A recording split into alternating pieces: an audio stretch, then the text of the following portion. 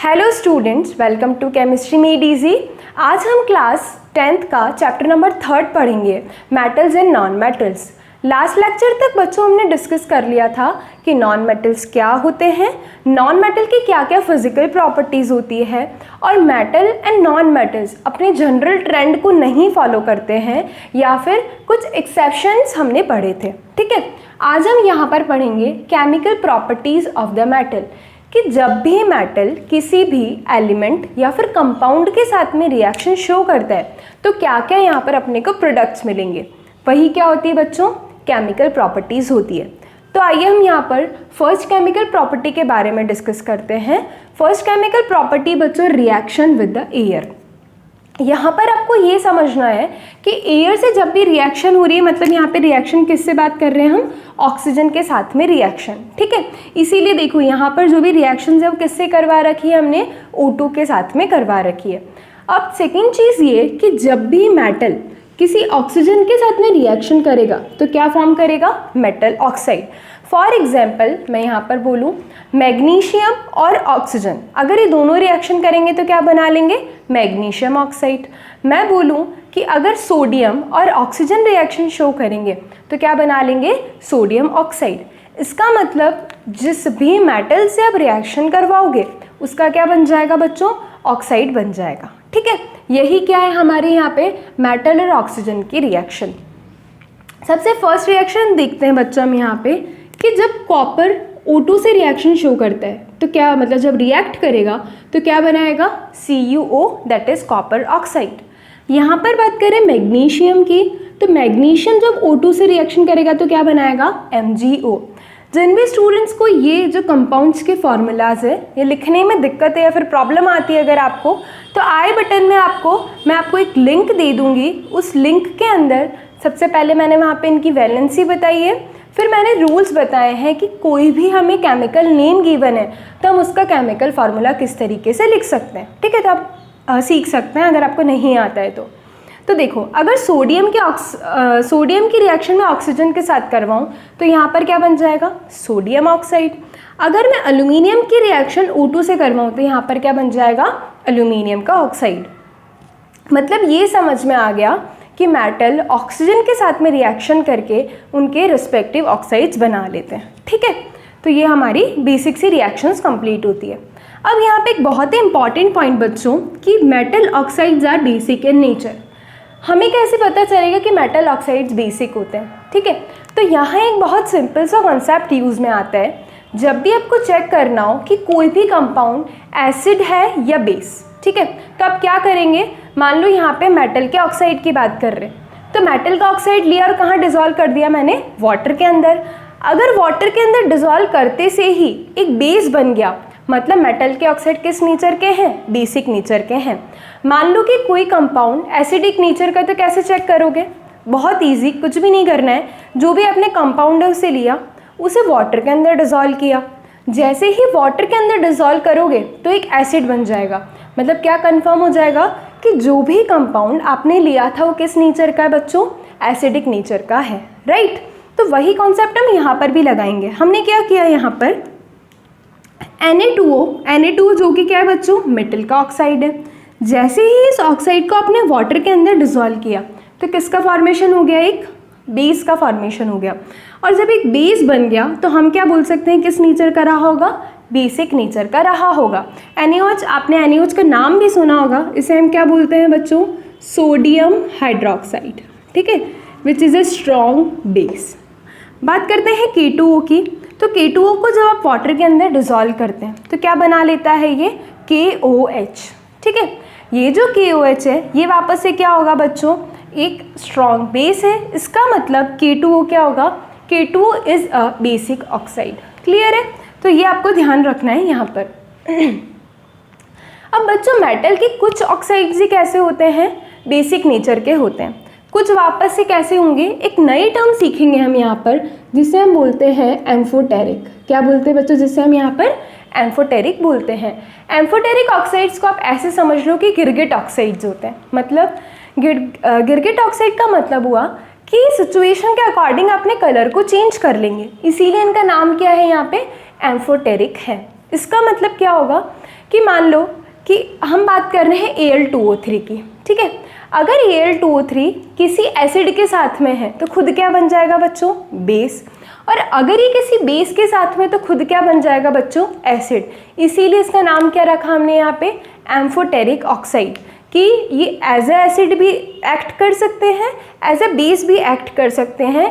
Depends कि ये किसके साथ में है, एसिड के साथ में होंगे तो बेस बन जाएंगे, और बेस के साथ में होंगे तो क्या बन जाएंगे बच्चों, एसिड बन जाएंगे। क्लियर है। तो हम देखते हैं एक बार एम्फोटेरिक ऑक्साइड की डेफिनेशन। कुछ जो मेटल ऑक्साइड्स होते हैं they are amphoteric in nature because they react with acid and the base. ये एसिड के साथ में भी रिएक्शन करते हैं, उसी के साथ साथ ये बेस के साथ में भी अपनी रिएक्शन को शो करते हैं। तो देखो फर्स्ट देखते हैं हम यहाँ पर Al2O3 जब HCl के साथ रिएक्शन करेगा तो क्या देगा हमें। एक तो बच्चों ये देता है यहाँ पर आपको AlCl3 और एक क्या दे देता है, वाटर। याद करो हमने सेकेंड चैप्टर में एक रिएक्शन पढ़ी थी, न्यूट्रलाइजेशन रिएक्शन, ठीक है। न्यूट्रलाइजेशन रिएक्शन में हमने ये समझा था कि जब भी एसिड और बेस रिएक्शन करते हैं तो किसका फॉर्मेशन करते हैं बच्चों, सॉल्ट प्लस वाटर का, राइट। यही पढ़ा था हमने, एसिड बेस की रिएक्शन होगी और बन जाएगा हमारा सॉल्ट प्लस वाटर। हमें ये पता है कि HCl क्या है, एक एसिड, AlCl3 एक सॉल्ट और वाटर यहाँ पे प्रोड्यूस हो रहा है। इसका मतलब Al2O3 यहाँ पर क्या बना है, बेस बना है। तभी पॉसिबल होगा ना कि एसिड और बेस के बीच में रिएक्शन हुई और सॉल्ट और वाटर यहाँ पर फॉर्म हो गया। अब हम बात करते हैं कि अगर Al2O3 किसी बेस के साथ में रिएक्शन कर रहा है, ठीक है, तो देखो ये खुद को कैसे चेंज करता है। अगर ये किसी बेस के साथ में रिएक्शन शो कर रहा है तो खुद क्या बन जाएगा, एसिड, ठीक है। और यहाँ पर हम देखते हैं एक कंपाउंड बनता है जिसका नाम होता है NaAlO2, ठीक है। NaAlO2 होता है आपका सोडियम एल्यूमिनेट। सोडियम एल्यूमिनेट जो होता है ये भी एक सॉल्ट होता है और H2O के साथ में रिएक्ट और H2O भी फॉर्म हो रहा है, मतलब H2O क्या हो गया यहाँ पर, वाटर हो गया, राइट। तो हम क्या बोल सकते हैं कि एम्फोटेरिक ऑक्साइड्स खुद में, मतलब ऐसा बोल सकते हैं कि एम्फोटेरिक ऑक्साइड एसिड भी बन जाएंगे, बेस भी बन जाएंगे, ठीक है। ये खुद कभी भी डिफाइन नहीं होते कि एम्फोटेरिक ऑक्साइड केवल एसिड ही होते हैं या फिर एम्फोटेरिक ऑक्साइड केवल बेस ही होते हैं। ये खुद के अंदर दोनों टाइप की आइडेंटिटीज रखते हैं। इसीलिए हम एम्फोटेरिक ऑक्साइड को आपको कैसे लर्न करना है स्टूडेंट्स, ये गिरगिट ऑक्साइड्स होते हैं, ठीक है। कलर चेंज कर लेंगे या फिर हम ऐसा समझ सकते हैं कि अपनी आइडेंटिटी को क्या कर लेंगे बच्चों, चेंज कर लेंगे, ठीक है। तो ये हमारी एल्यूमिनियम का ऑक्साइड जो कि एक एम्फोटेरिक ऑक्साइड होता है, उसकी रिएक्शन यहाँ पर कंप्लीट होती है। एक और एग्जांपल ले लेते हैं, जिंक। जिंक भी जो ऑक्साइड बनाता है बच्चों वो एम्फोटेरिक ऑक्साइड होता है। मतलब अगर ये एसिड के साथ में रिएक्शन करेगा तो ये खुद क्या बन जाएगा बच्चों, यहाँ पर बेस। तो हम देखेंगे यहाँ पर भी सॉल्ट और वाटर का फॉर्मेशन होता है।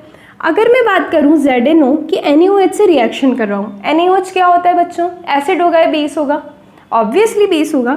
अगर ये बेस है तो ZNO क्या होगा, यहाँ पे एसिड होगा। तो हम देखेंगे दोनों केसेस के अंदर क्या बन रहा है, सॉल्ट प्लस वाटर और सॉल्ट प्लस वाटर।